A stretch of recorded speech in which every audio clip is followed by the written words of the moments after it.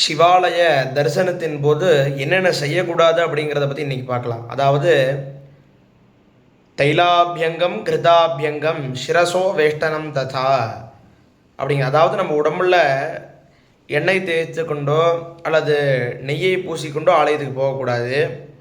சிரசோ வேஷ்டனம் ததா, சில பேர் பார்த்தோம் அப்படின்னா துண்டை கொண்டு வஸ்திரத்தை கொண்டு தலை பூரா அப்படியே மறைச்சிண்டு முண்டாசு மாதிரி கட்டிட்டு வருவாங்க. அந்த மாதிரி வரக்கூடாது அப்படிங்கிறாங்க. அதே போல் கஞ்சுகாவரணம் சாப்பி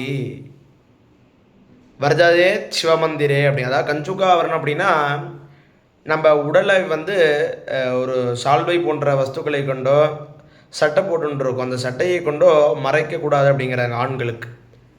இன்னுமே ஒரு பழமையான ஆலயங்களுக்கு நம்ம போனோம் அப்படின்னா அந்த ஆலயத்தினுடைய விதிமுறைகள் என்ன பார்த்தோம் அப்படின்னா, அந்த ஆலய தரிசனம் அப்படின்னு நம்ம உள்ளே போனோம் என்று சொன்னால் சட்டை இல்லாமல் துண்டை போட்டுட்டு தான் அந்த ஆலயத்துக்கு தரிசனத்துக்கு வரணும் அப்படின்ட்டு அந்த ஒரு பழங்கால நெறியை இன்னும் பல ஆலயங்களிலே பின்பற்றி வருகின்றனர்கள்.